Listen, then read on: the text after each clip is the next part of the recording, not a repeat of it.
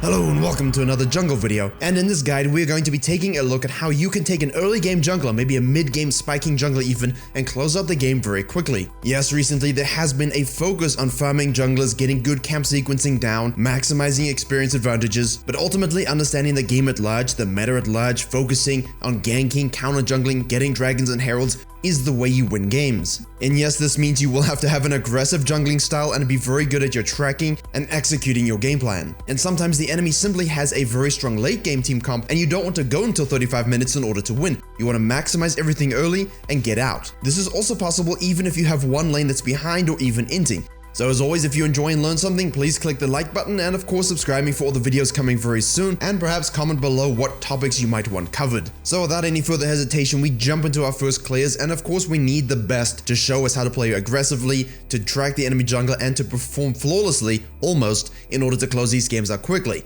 Of course, this is obviously more successful in high MMR, and if you are in the low and mid MMR range, this can be more challenging, but even if your team are a bunch of sacked potatoes, it doesn't matter. If you have Dragon Supply, if you do everything in this video up to 20 minutes, you're giving yourself that 95% chance of winning, and that's all you really want. And as they say, breakfast is the most important meal of the day, so is your first clear and your first map impact. As such, he's gone from red to blue to Grump to get the quick level 3. Gragas does an interesting route himself, going from the red Raptors to Grump. This gives him also level 3, and now he's going to look to go on the bottom lane. Remember, ending a game early means you need to get out of the gates first. It means you need to understand your route and which lane you're ganking. Sylas has great CC, so does Pantheon, but he doesn't have a dash. That means with the dash of the Sylas, the CC plus a knockoff from the Rek'Sai, free first blood. I love doing this with Rek'Sai. Any early game jungler on the mid lane that's neutral or pushing in your favor is always an easy first kill. Because Gragas was pretty much full mana, there was no need to take the blue if he planned on doing that lane gank. I'm a fan of the idea, not of the execution. They knew it was warded. I think in this case you're better looking to get your advantages through the mid lane, crab, and counter jungling control rather than trying to lane gank. He wasted a lot of time. However, as Sylas and Rek'Sai try to cheat a recall shove the wave, the Gragas shows up on a ward roaming up, which means the Sylas would not have time to go back. A good jungler like the Rek'Sai will be a challenger in career, will see that the Gragas does enough blue. That means he knows he can go up through the top side and try and do a tower dive on the top laner. This is obviously a high elo play. You will not always do this in the mid and low MMRs. If you're playing Elise, maybe you will, but you definitely won't have your mid laner along for the ride. They transition up to the top lane, nice map scaling to get there. They dive the enemy Mordekaiser, very cleanly done, juggling aggro, everyone gets out. But the enemy Pantheon immediately adjusted his pathing, rotated up, and grabs himself a kill in the set. Laners, this is a good adjust. The Gragas is dealing with the mid lane wave. You can go top lane, get a kill in the set. Now you have equalized the mid lane. Obviously you haven't gone back to buy yet, but the Gragas shoved the wave such that the Sylas now is forced to burn TP. So you got the summoner, you got the flash from the Sylas, this can be abused. Also, they shove the Rek'Sai off the crab, and Rek'Sai players, early game jungler players, I know you want to close early, but you don't need to close within 4 minutes. Give them the crab, it's okay, you got the gank on mid, you got the gank on top lane. The next phase is when you actually stamp your foot on the game. Now you will notice a lot of things that need to go right for you to take over a game by 20 minutes, but at the same time it's within your hands. You see the Gragas moving across the mid lane because he wants to get the bottom side scuttle. It is a Zac support with a Phelios ADC versus a Kindred and a Taric. Again, a nice season 10 bottom lane. They're contesting that crab, and the thing about the Gragas here is that it's very greedy to try and contest this. Give it up, don't fight it. The enemy bot lane the same. No one is timing the back, and the time it would take the Rek'Sai to go B from top side and rotate to this fight. As such, he shows up, flash W, kills the Gragas, chases down the Phelios and the Zac and pushes them away, shoves the wave with the bottom lane. Now moves into the river to look to get that crab, but what's this? Her scanners have revealed godly thighs sitting in a bush, and instead of running away like most people would when you see those striations, she stands and fights. Maybe it's even a mating dance, I don't know. What I do know is that the Gragas has respawned because it's only 5 odd minutes into the game, it's a very short timer, and now you're seeing the Conqueror, Nimbus Cloak, Water Walking rune set come out strong. Good mechanics with the auto attack cancel, getting her Qs off, healing, knowing your damage output, knowing not to run. A lot of people with Conqueror and Rek'Sai end up running away from situations. You just need to stack up that E-bite, keep healing, keep maneuvering, and come away with 2 more kills. She focused the Zac passive because if you get the kill, as you saw, the Triumph comes in very big for the heals. In addition to the Conqueror, the Gragas now has to walk away. His cooldowns are too long, and Sylas has eventually rotated. So you've got a fast early clear, a nice level 3 gank, maybe another one. You've rotated to a good skirmish early to get 1 crab at least. You've used your mechanics and enhanced fight ability to come away with even more kills. Now the enhanced jungle tracking needs to begin so that you can obtain objectives. You know the Gragas hadn't yet done his blue because he went straight from top crab to bottom crab. He also died. And you know he rotated to the river skirmish without taking his blue. So now, after that fight, you take your raptors as you saw, go back to base, finish your warrior, get 2 control wards. That's why she took the raptors. A little bit of gold there from the raptors gives her not only extra experience because they were level 1, but also enough gold for that warrior and for those control wards. Now you know the Gragas is going to be a little bit desperate and he has to catch up by taking the blue side camps as well as the blue sentinel itself. That second tier grump spawn is also decent experience. As such, coming from base, she does the Krugs, and now she could have headed directly for the counter gank, but if you're timing this in your mind and you kind of want to just keep an eye open in case he doesn't gank, the Krugs is a really easy camp to rotate to bottom lane. Gragas' body slam there on the Kindred, that's not good, he missed everything. If he was able to hit the body slam on the Taric and leave his barrel there, I think they kill him before the Rek'Sai is able to rotate. I still think they end up dying in the 2v3 anyway because of the Rek'Sai's lead. The idea was good, but again the execution flawed, and as such the Rek'Sai rotates immediately from the Krugs, gets a kill, smites the other kill away because you know you need the gold yourself. Don't necessarily always smite it, I don't advocate this, but obviously when you're a challenger Korean Rek'Sai main, you can do what you like. And now is when you take that dragon. Excellent early ganks, a tower dive on the top side, 1 crab, a dragon, many ganks, and a lot of kills. The fact that your top laner, in this case he isn't doing so badly, but imagine your top lane's inting in this point, it doesn't really matter. Because you ignored your camps in the early phase, your bottom lane is now ahead and you've controlled the objective. Yeah, but for Virkayu, I do this every game, I gank bottom lane, I get the dragons. Yeah, I bet a lot of money that even if you've done everything this Rek'Sai does now, after this you go back and clear your jungle for too long and you give up all the pressure you just created. No. You leave the dragon pit, you take your red, you go back to base, you spend your gold to get those merc treads or whatever item spike you might have. You've done such a good job that the Gragas is not going to be able to invade you. As such, you need not worry about your camps. The goal now really is to punish the Mordekaiser who's pushing. Thankfully for this Rek'Sai, the Mordekaiser dies 1v1 to the set, and the set's KDA wasn't anything to write home about, so that's really the peak of his game. But the fact that he got that kill means you as a jungler adjust your pathing straight to the Herald. You know full well that the Gragas just was bottom lane, you just killed him in a counter gank. That means he has nowhere else to be but the top side. However, he doesn't have the items or the levels to 1v1 you. That means you control the river. Now you take Herald. If the set didn't kill the Mordekaiser, there was a battle, he was low, you can go kill the set first. You have a good lead, you should be strong enough to do so. After that, then you fall to the Herald. And as we begin the Herald, you see the Gragas, fresh from the red side camps, show up on wards in the bottom river. That's important. Mid laners, please buy control wards, at least 5 a game. Junglers, keep that vision up, because if you don't keep the vision up, your tracking is useless unless you get confirmation from something. The vision gives you that confirmation. Now you will see the bottom lane sees this, backs up, goes back to base. Doesn't happen often, but in this video the concept is that you have at least one winning lane, top or bottom lane. Regardless, one lane is either dead or both are going back or both are dead. And also your mid laner has now shoved and gone back to base. This means this is the perfect time to farm. You need to catch up on that, you need a good camp sequence, and what better time to do it when you don't need to go back. You have an objective, there's no dragon on the map, and all your laners are safe because they're not on the field. They're the safest when they cannot be ganked. As such, because you saw the Gragas bottom lane, you saw he had done all those camps, you know your bottom lane isn't there. Where's he gonna go next? There's only one place, the top side. So you go gank mid lane and oh, you died. Well, you see the Gragas can also track because he's also a high elo jungler and you didn't think about it. That's your one mistake. You're allowed to make that one big mistake, that big boo-boo that kind of lets you come down to reality and say, right, I just gave shutdown gold. Now the game is much closer than it was. I need to focus again. Hey, nice job by the Gragas. Give him credit. He was also tracking and waited for his moment to get back into the game. And this is where that top lane difference is going to come in. Once respawning, he got a bit too hungry to go make a bottom lane dive. He sees a fight, they want to do something, they're ahead.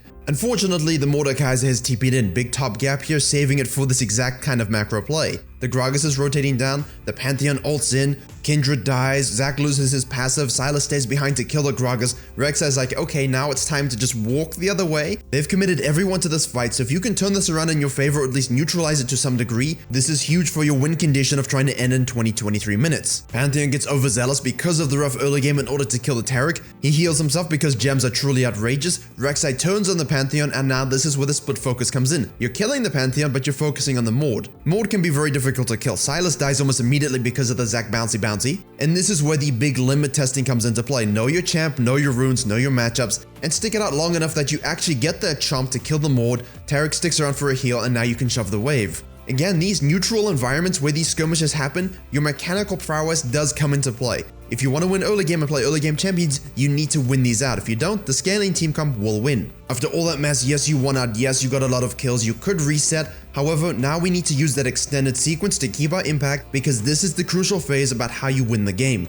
Use the Herald to get those tower plates pre 14 minutes. Move on up to get the Grump, give it to your Kindred for the Merc. Most of you won't have an ADC Kindred, but you can steal the Grump anyway. Make sure you have crab control. You can fall back into your jungle, get control of the Krugs and the Raptors. You might want to go back, but now you realize during the downtime you farmed very well, everyone has rejoined you and the second dragon is up. Use that prior to secure it. You're not necessarily looking to fight because you haven't gold reset, you've got a lot in pocket, and you won't have that item spike. Once you've done the dragon, fall back to your red. Now you think, okay, now I'll go back. No, you cannot go back because you know the Gragas is farming, you know he's gonna be on the top side, you had that interaction with him around the dragon, which means he's definitely sequencing from bottom to top. As such, you want to go and do your wolves and grump and keep an eye out for that counter gank. The nice thing is he has Predator, which means you can keep using your F keys to see him. If you see the Predator show up, even if he doesn't use it, simply rotate over, get the counter gank in, no kills are achieved. However, you stop the gank because you were the one that read the map well. You are the one that has the bottom lane fed and now they are rotating. You have a lead over the enemy jungler and he doesn't really want to fight you. So fire extinguish, you save the top laner from himself, go back to base, bye, straight to the second herald. Yes, you really do ideally want to get both if you want to win in this fashion. Now during that time, your bottom lane could exert that lead and take out the Gragas. This won't always happen in your games, maybe there will be a pick. Focus on that herald for yourself. Afterwards, rotate to the fight top lane, get another kill, and now you need to move your map focus into their jungle. You've done everything you can to get the outer towers, now you need to move your vision and you need to move the neutral line up. By that I mean you have the river as sort of like the neutral line in the beginning of the game. Because you won herd and it's because of you, and you've got all the heralds and dragons, you can move that neutral line into their jungle. This is now the contested territories and the river belongs to you. As such, you can sit there,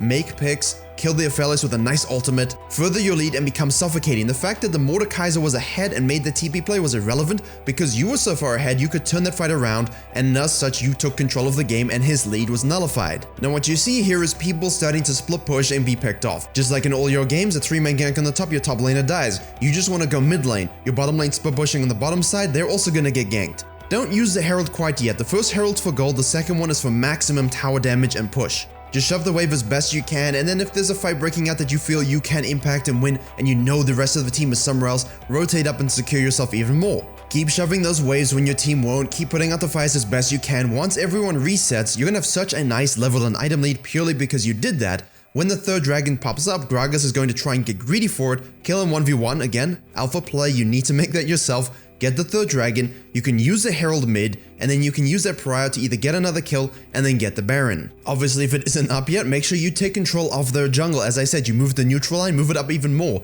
Their jungle is now your jungle. Their only safe place is in their base. Even with people being picked off on the sidelines and randomly pushing, you can still exert this kind of pressure. You can only do what you can by playing off of your teammates and grouping with them and playing around it, rather than trying to force them to say do exactly what you want. Of course, this is Korea, they don't waste your time, so once they take the Baron and get 2 more kills, they FF and that's the end of the story. So it wasn't exactly cut and dry, but once the Rek'Sai made some good reads and some good mechanical plays, it basically put her at such an advantage over the enemy jungler. No matter what decision the Gragas made, she would come out on top. Also, that focus of 3 dragons and 2 heralds is exactly what you need. Now, if you're on the other side of the map, and you start on that red buff, you get level 3, you gank on the top lane, you get a crab, your win condition can be slightly different when your bottom lane isn't listening and they're actually feeding. The main thing I'm going to tell you in this situation is still focus that herald. Still don't forget to drive by bottom lane, maybe pick up a triple kill early like this Rek'Sai does to get yourself fed, but it also means when your bottom lane dies, give up that dragon, take that and deny that herald as a cost. If you're trying to contest a dragon you're never gonna get, you're just gonna end up losing.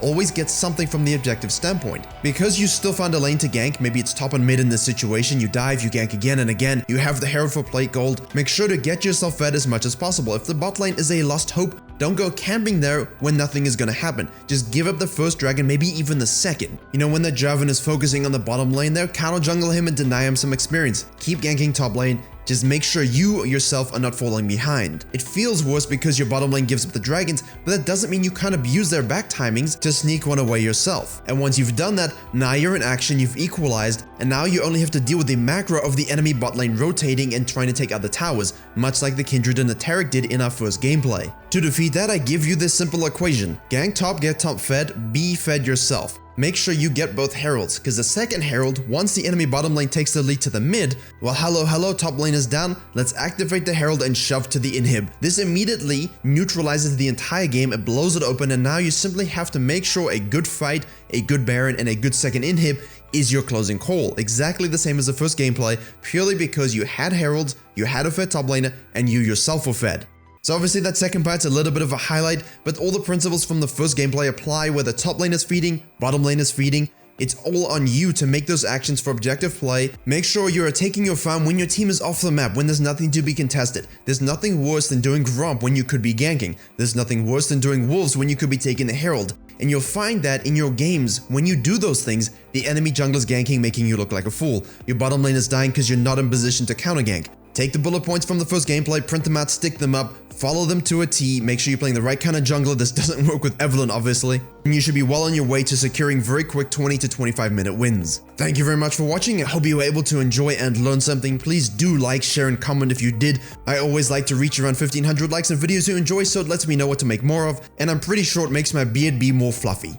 Please subscribe for more jungle videos coming very soon, and as always, I will see you all in the next video.